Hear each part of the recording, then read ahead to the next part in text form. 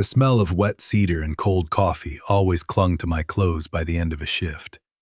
But today the sawdust felt heavier. I wiped a stray smear of wood glue off the edge of the custom display podium with my thumb, feeling the perfectly flush joint. The rain in Portland hadn't stopped for 3 days, drumming a relentless, isolating rhythm against the tall, arched windows of the gallery. I gathered my chisels, placing them into the leather roll with methodical precision, fully aware that my contract here was done.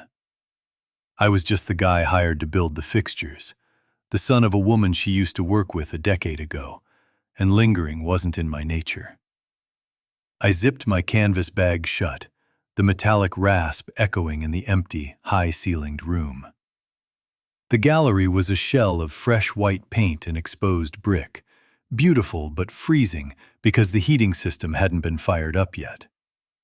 I hoisted the tool bag onto my shoulder, the heavy strap digging into my dark, long-sleeve shirt. She was in the back office, likely buried in vendor invoices, and I figured it was cleaner to just slip out the front. I didn't want to stand there awkwardly, waiting for a polite dismissal from a woman who occupied a completely different stratosphere of success. I walked down the narrow entryway hallway, my heavy boots quiet on the drop cloths protecting the new hardwood. I reached the front entrance, my hand wrapping around the cold, heavy brass of the doorknob. The metal didn't turn. A hand settled gently over my forearm, the sudden warmth sinking right through the dark cotton of my sleeve. I froze. Liliana stood right beside me, close enough that I could catch the faint, sharp scent of citrus and stress. She wore a peach-colored sleeveless top, completely inadequate for the chill in the building, and her dark, heavy hair fell over one shoulder. Her fingers slid down my arm, moving my hand completely off the brass hardware. She looked up at me, the warm hallway sconces catching the exhaustion pooling under her dark eyes. The faint, tired smile on her face didn't reach her posture. "You always try to leave at the wrong moment, Jackson." I kept my hands at my sides, forcing my shoulders to remain loose. "The podiums are finished, Liliana. Paint's dry. You don't need a carpenter clocking hours just to watch the rain."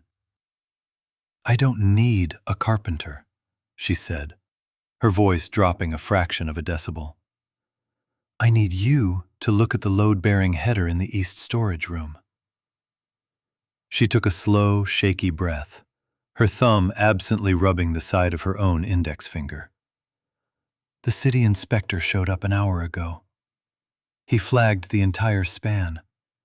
He's issuing a safety shutdown by Monday morning if it's not stabilized, which means I lose the grand opening and the landlord triggers the default clause on my lease."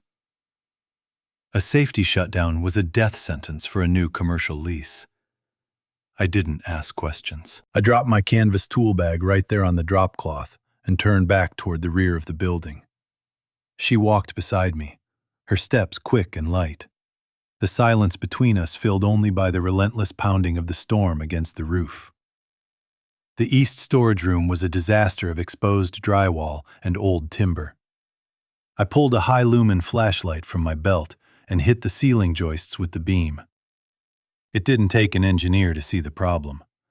The old 4x8 header had a visible deflection, bowing downward under the weight of the second floor, the wood fibers splintering near the king stud. "The inspector said the shear stress is critical," Liliana murmured, standing in the doorway with her arms crossed tight over her chest. "He said the storm's barometric pressure shifts and the heavy rain load on the flat roof are accelerating the bow." "He's right," I said, stepping closer to the wall. I ran my hand along the cracked plaster just beneath the timber. "The load path is compromised. You've got maybe a half-inch of bearing left on this jack stud before the entire span drops." I kept my voice perfectly level, stripping the panic out of the room by focusing entirely on the geometry of the failure. I pulled a laser level from my pouch, snapped it onto a tripod, and painted a red line across the wall to measure the exact depth of the sag. 2¼ inches. Bad. We need temporary shoring immediately, before the wind picks up tonight. Liliana let out a sharp, shaky exhale, leaning her shoulder against the door frame as if her legs had lost their structure. Can you do it? Or do I need to call a structural crew? A crew won't mobilize on a Friday night in a storm, I told her, my eyes still on the red laser line. I noticed the visible tremor in her fingers where she gripped her own elbows. The temperature in the room was 50 degrees. I didn't offer empty platitudes. I walked past her into the main gallery, unplugged my industrial yellow space heater, carried it into the storage room, and aimed it directly at her feet. I clicked it to high. I'll brace it, but we have to move now. She stared at the glowing coils of the heater, the tremor in her hands slowly subsiding as the warmth hit her. She didn't say thank you, and I didn't need her to. I pulled a pad of grid paper from my back pocket and clicked a heavy carpenter's pencil. I need 3 6x6 pressure-treated posts, a dozen structural steel plates, and 2 hydraulic bottle jacks, I said, sketching the load distribution plan in rapid, dark lines. I'm going to map out exactly how we transfer the weight off the failing header and onto the concrete slab. I tore the sheet off and handed it to her, making sure to keep my fingers carefully tucked back to avoid brushing hers. My hands stayed in my pockets. Call the commercial supply yard on 82nd Avenue. Tell them Jackson Hart needs an emergency will call. They know me. They'll leave it under the covered bay even if they close. She looked at the precise, straight lines of my sketch, and the rigid tension in her jaw finally cracked. You have a plan. I always have a plan, I said, turning to uncoil a heavy-gauge extension cord. Get on the phone. I'm going to start ripping out the drywall to expose the footing. For the next 4 hours, the gallery became a construction zone. The storm outside escalated, the wind howling through the alleyway and rattling the old window frames. I set up halogen work lights that cast harsh, deep shadows against the brick. I used a reciprocating saw to cut cleanly through the plaster and lath, exposing the rotten wood beneath. Dust coated my arms and caught in my throat. I didn't stop. The physical labor was a quiet comfort, a domain where I had absolute control. Liliana returned from the supply yard drenched, her hair plastered to her neck. But she dragged the heavy 6x6 post through the back door with a grim, stubborn set to her mouth. I took the weight from her immediately, hoisting the timber onto my shoulder. You didn't have to carry these in the rain, I grunted, setting the massive post down onto the concrete with a heavy thud. It's my gallery, Jackson, she said, wiping a streak of rainwater and dirt from her cheek. I don't hide in an office while someone else bleeds for my business. That stopped me. I looked at her, really looked at her, standing there shivering in the harsh halogen light, completely stripped of her usual polished corporate armor. There was a fierce, protective grit in her eyes. I reached out, my hand hovering for a fraction of a second before I grabbed a clean, dry shop towel from my bag and handed it to her. Dry off. I need you to operate the hydraulic jack while I set the bracing. We worked in a rhythm that required very few words. I positioned the heavy steel base plates on the slab, setting the bottle jacks precisely under the temporary shoring posts. Pump the handle, I instructed, standing on a ladder with the level pressed against the failing header. Slowly, half-inch strokes. She gripped the steel handle of the jack, pushing down with her body weight. The hydraulic cylinder hissed. The massive timber creaked, a terrifying sound of wood fibers groaning under tons of pressure. Keep going, I said, my voice low, dropping down to act as a steady metronome against the noise of the storm. Don't stop. You're doing it perfectly. With one final pump, the laser line shifted. The failing header lifted a fraction of an inch, taking the sheer stress off the cracked king stud. I immediately drove 4 structural screws through the shoring bracket, locking the temporary support permanently into place. The entire building seemed to let out a breath. I climbed down the ladder, wiping the sweat from my forehead with the back of my wrist. "It's stable," I told her, pointing to the solid steel connections. "It won't fall tonight. But this is just the tourniquet. The actual surgery happens tomorrow." Liliana stared at the braced wall, her chest rising and falling in a deep, silent rhythm. The immediate danger was gone, leaving a heavy, exhausted quiet in its wake. She turned to me, and for a second, the space between us felt entirely too small. "I don't know how to repay you for this." "You pay my hourly rate, same as anyone else," I said bluntly, my defense mechanism kicking in. I started packing the reciprocating saw away, focusing entirely on the cord. "I'm a carpenter. This is what I do." "Don't do that," she said quietly. I stopped coiling the cord. "Do what?" "Shrink yourself," she answered, stepping closer until she was standing just inside my personal space. "You didn't just swing a hammer. You walked into a disaster, took the panic out of the room, and saved my livelihood in 4 hours. Stop pretending you're just some hired help who doesn't matter." A sudden quiet settled in my chest. No one had ever called me out like that. I looked down at her, seeing the absolute sincerity in her dark eyes. I wanted to reach out and pull her against me, to feel if the rest of her was as steady as her gaze. Instead, I gripped the handle of my sawbox until my knuckles turned white. I took a deliberate half-step back, creating a boundary of respect. "I'll be back at 6 a.m., I told her, keeping my voice perfectly flat. "Lock the doors behind me." Saturday morning arrived with gray, bruised skies and a relentless drizzle. When I unlocked the back door with the spare key she'd given me, the gallery was quiet. I walked into the main space and stopped. Sitting on my sawhorses was a large thermos of black coffee, still steaming, and 2 breakfast sandwiches wrapped in foil. A sticky note was attached to the thermos. "You need fuel to build empires. Eat first." A small, genuine smile broke across my face. It was a micro-joy, a tiny shift in the atmosphere that proved I wasn't invisible here. I ate standing up, watching the rain hit the glass, feeling a strange, unfamiliar sense of belonging in this half-finished room. By noon, the real work began.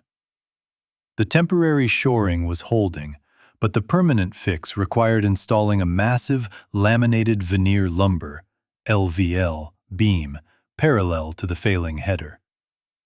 It was a 2-person job, heavy and unforgiving. Liliana had changed into work jeans and an old flannel shirt, her hair tied back in a messy knot. She didn't complain once as I directed her to hold the opposite end of the heavy measuring tape, or when I asked her to hand me specific brackets. "Simpson strong ties," I said, reaching a hand down from the scaffolding. "The heavy gauge ones with the galvanized finish." She handed them up flawlessly, having memorized the labels from my supply run. "You have a very specific way of organizing your tools," she observed, watching me drive the structural screws with a heavy impact driver. "Chaos causes mistakes," I said over the noise of the drill. "Mistakes cause things to fall down. I don't like things falling down." "Is that why you map everything out?" she asked, leaning against the scaffolding pole. "You write down every step. You measure 3 times. You don't leave anything to chance." I killed the drill, the sudden silence heavy in the room. I looked down at her. "When you grow up watching people make promises they don't keep, you learn to trust things you can measure. Wood, steel, gravity. They don't lie. They hold the weight they say they can hold, or they break. She looked up at me, the humor entirely gone from her face. She understood exactly what I wasn't saying. The shared quiet wrapped around us, blocking out the sound of the Portland traffic outside. The heavy thud of the front door being unlocked shattered the silence. I dropped from the scaffolding just as a man in a sharp gray trench coat walked into the gallery, his shoes tracking mud onto the drop cloths. It was David, the property manager for the building ownership group. He wasn't the city inspector. He was worse. "Liliana," David said, his voice dripping with false sympathy. He didn't look at me. "The city notified our office about the structural red flag yesterday. I'm afraid ownership has decided this building requires a full seismic retrofit. We're invoking the safety hazard clause to terminate your lease. You have 30 days to vacate." Liliana went entirely still. The color drained from her face. She had poured her entire severance package and savings into this space. The eviction wouldn't just delay her opening, it would bankrupt her. "You can't do that," she said, her voice trembling slightly. "I have a contractor fixing it. It's a localized header failure, not a foundational issue." "It's a liability," David replied smoothly, pulling a manila folder from his briefcase. "The lease is clear. Any structural defect flagged by the city gives us the right to reclaim the property. We've already got a tech firm looking at the square footage." He handed her the legal notice. She stared at it, the paper shaking in her hands. She looked completely defeated, as if the weight of the entire building had just crushed her. I stepped out of the shadows of the storage room, wiping the drywall dust off my hands with a rag. I walked deliberately until I was standing between Liliana and David, inserting my physical presence as a shield. I didn't raise my voice. I didn't have to. "Section 4, Paragraph B of the Commercial Tenant Code," I said, dropping the rag onto a workbench. "A landlord cannot invoke a safety termination clause if the tenant cures the defect to current municipal code standards within 72 hours of the initial citation." David finally looked at me, his eyes narrowing. "And who are you?" "I'm the master carpenter curing the defect," I said, my voice like flat iron. I pulled my clipboard from the tool bag and handed it to him. "Those are the stamped engineering drawings for a parallel LVL beam installation, approved by a structural engineer this morning. The load path is already secured with temporary shoring. The permanent fix will be completed by Sunday night. The city inspector is scheduled for re-inspection on Monday at 8 a.m. David glanced at the highly technical drawings, his corporate confidence faltering. He wasn't a builder. He was a paperwork guy. I was speaking the language of undeniable, measurable reality. "If the city signs off," I continued, stepping 1 inch closer to him, forcing him to look up at me, "the defect is legally cured. If you try to terminate the lease after a clean inspection, you'll be in breach of contract, and her lawyers will own this building." David snapped the folder shut. He looked at Liliana, then back at me, realizing his leverage was entirely gone. "Monday morning, 8 a.m. If that tag isn't green, the locks get changed." He turned and walked out, the door shutting heavily behind him. I let out a slow, controlled breath, the adrenaline slowly leaving my muscles. I turned to look at Liliana. She was staring at me, the legal notice crushed in her hand. She didn't look relieved. She looked overwhelmed. "He was going to take it," she whispered, the tough facade completely shattering. She sank onto a wooden crate, burying her face in her hands. "He was going to take everything." I left a 10-year career because I was dying at a desk. And I put every dime into this. If I fail, I didn't offer a motivational speech. I didn't tell her it was going to be okay. I walked over to my tool bag, pulled out a clean bottle of water, and cracked the seal. I walked over to the crate and sat down next to her, leaving exactly 6 inches of space between us. I set the water bottle near her hand. "You're not going to fail," I said quietly, staring straight ahead at the unfinished wall. "Because I'm not going to let this wall fall down. That's a measurable fact." She lowered her hands, turning her head to look at me. The vulnerability in her eyes was a physical ache in the room. She reached out and picked up the water bottle. Our knuckles brushed. The contact was brief, but it acted as a grounding wire. The tremor in her shoulders stopped. The world stopped spinning. "Thank you," she said, her voice thick. "Not just for the code violation defense, for staying." "I don't leave jobs unfinished," I said, staring at my dusty boots. It was the safe answer. The truth was, I wouldn't have left if the building was actually coming down. The rest of Saturday blurred into a grueling test of endurance. We had to lift the massive LVL beam, weighing nearly 200 pounds, into the pocket I had cut into the brickwork. The storm outside reached a crescendo, the wind battering the glass. Every muscle in my back burned. I was operating on 3 hours of sleep and cold coffee. My inner wound flared up around 8 p.m. We were struggling to align the beam. I was sweating, covered in grit, feeling like nothing more than a blunt instrument of labor. I looked at Liliana, exhausted but still beautiful, and the dark thought crept in. When this is fixed, she goes back to being a gallery owner, and you go back to being the guy who fixes things. "Push it left!" I barked, my voice harsher than intended. "The bracket isn't seating." She pushed against the timber with everything she had, her boots sliding on the dust. It didn't move. "I can't," she gasped. "It's wedged." I dropped my end onto the scaffold holding pin and climbed down aggressively. I walked over, practically shoving her aside. "Just let me do it. I'll muscle it." I grabbed the timber and wrenched it upward. It slipped, catching my knuckles against the sharp edge of the steel bracket. Blood immediately welled up, bright red against the sawdust. I swore, dropping my hand, frustration boiling over. Liliana didn't flinch at my tone. She stepped right back into my space. She reached out, grabbing my wrist with absolute authority. She didn't ask if I was okay. She didn't coddle me.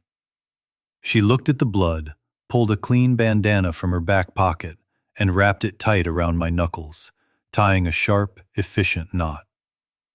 "Don't do that," she said, her voice fierce and low. "Do what?" I muttered, refusing to look at her. "Push me away when it gets heavy," she demanded, forcing me to meet her eyes. "I am not a spectator in my own life, Jackson, and you are not a machine. We do this together, or we don't do it at all." She reclaimed her space. She wasn't waiting for me to save her. She was demanding to be my partner. That single action dismantled my entire defense system. I nodded slowly. "Okay, together." We repositioned. On 3, we heaved the beam upward. It slid perfectly into the steel pocket with a satisfying, heavy thud. I drove the heavy bolts through the pre-drilled holes, locking the massive timber into place. The load transfer was complete. The ceiling was safe. I climbed down from the scaffolding. The physical toll of the last 48 hours hit me like a sledgehammer. My shoulders slumped. I walked over to the workbench and leaned my weight against it, staring at the secured wall. It was perfect. The craftsmanship was flawless. Liliana walked up beside me. She didn't look at the wall. She looked at me. The harsh work lights cast deep shadows across the gallery, blocking out the storm raging outside. The chaos of the world was entirely silenced in this small, illuminated circle. "It's done," I told her, my voice rough from dust and exhaustion. "I know," she said quietly. She took a step closer. I immediately put my hands in my pockets, gripping the fabric of my jeans to keep from reaching for her. The tension between us wasn't a spark, it was gravity. Heavy, inevitable, and terrifying. I was terrified of crossing the line, of proving I was just a guy taking advantage of a high-stress situation. "Jackson," she whispered. "Liliana, don't," I said, my voice tight, my knuckles white inside my pockets. "You're exhausted. The adrenaline is dropping. Don't do something because you're grateful." She didn't argue.